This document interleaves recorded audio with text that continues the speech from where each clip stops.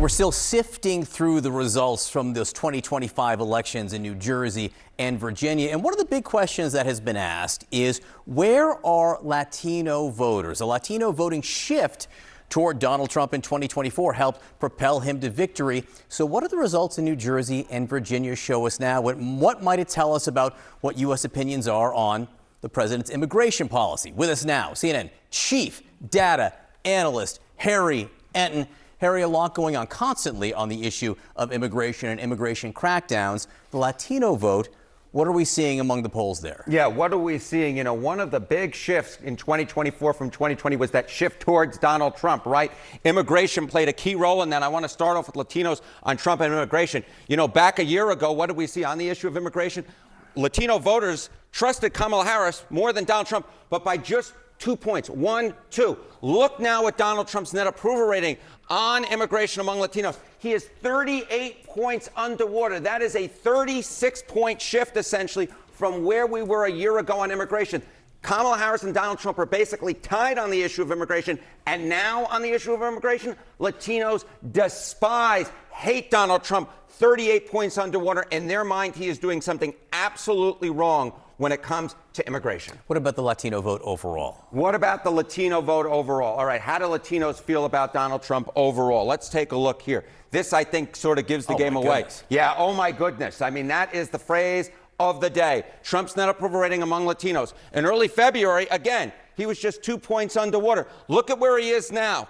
Late October, minus 34 points. 34 points underwater. A shift of 32 points over the course of this year. I should point out this is the CBS News YouGov poll, but I was looking at the averager polls. I was looking at our own poll. Very similar shift. 20, 25, 30-point shifts on the net approval rating away from Donald Trump among Latinos overall. Again, whatever Donald Trump is doing in office, in the minds of Latinos, it is not working. They have turned against him in massive, massive numbers. I was in New Jersey a couple weeks ago on election night there. People were watching certain counties with high Latino populations very closely. What did we learn? Yeah, what did we learn from the 2025 elections? I took the highest Latino percentage area in both New Jersey and Virginia. New Jersey, it was Union City. Look at this, 2024 president, 2025 governorship. There was a 52 I'm laughing because you never see any numbers like this. A 52-point shift towards Mikey Sherrill from how Kamala Harris did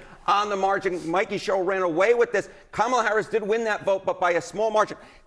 Mikey Sherrill did 52 points better. How about in Virginia, Manassas Park? Look at that. A 22-point shift towards Abigail Spanberger from how Kamala Harris did back in 2024. We saw huge Latino shifts in both New Jersey and Virginia. The idea of what happens to Donald Trump won't impact down ballot. If you're a Republican, you believe that, that is fantasy land. What is happening to Donald Trump absolutely impacted what happened down ballot. Part of it is turnout, but part of it is persuasion. Latinos running away from Republicans, running to the Democrats, a big reversion of the mean. Latinos back in the Democratic camp in 2025 in a way they simply put we're not in 2024, and it's because of Donald John Trump. Look, a lot can change between now and next November, the 2026, but if you start sort of extrapolating this and overlaying it on places like Texas. Yes, we're going to be having lots of discussion about Texas. That redistricting may not work out the way that a lot of Texas Republicans and Donald Trump hope it would. Harry Enten, great to see you. Nice to see you, my friend.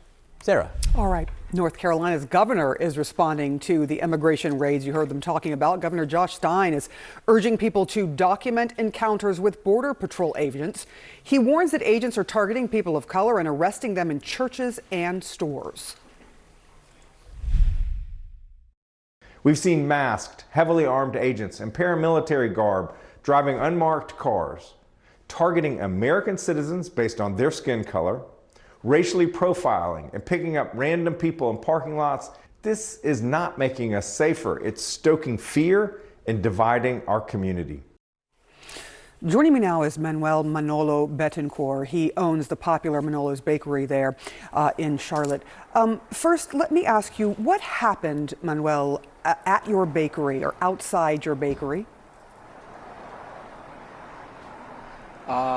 This past Saturday, I was walking here on this avenue, and then these unmarked cars just approach the just 4 guys jump out from the car and threw pedestrians down to the floor, and all of these people could be customers from my bakery. And then these cars start coming here to my parking lot as well. We're seeing some of the video taken by a bystander who is showing, the agents running, people falling on the ground, them trying to nab and pick up people. What have you done with Manolo's Bakery? What have you decided to do with your business because of this? It's the first time in 28 years that we closed the bakery. The only time that we had closed it was a few hours when the founder passed away in 2014. So I decided not to risk my customers, not to risk my employees, and not risk myself and my family. That could be myself, my wife, or my kids who were walking on the streets and they just turned down to the floor like what I saw. So it's too risky, and I don't want to carry on my shoulders the heaviness of maybe a kid to lose their father or their mother because they were on their way to the bakery to get a cake. You're an American citizen, and you've been in this country for many years as an entrepreneur. Are you yourself doing something different because of these ICE raids? Are you afraid? Yeah, I've been carrying my passport all this year. And nowhere in the Constitution says that as an American citizen I had to carry my passport to show that I'm an American citizen. But because the color of my skin, my race, my accent, and I feel that they're profiling me, and I don't want to go through all this process like we have seen and like what I saw, getting hit on the floor, and 10-20 minutes later, threw me to the street when they realized that they found out I'm an American citizen. I want you to respond to what we've been hearing from the Trump administration and the Border Patrol folks saying that this is all about following the rule of law and getting criminals off the streets. How do you see it? If they are renewed and there is like some criminals, why they didn't send the information to the CMPD and to the cops here?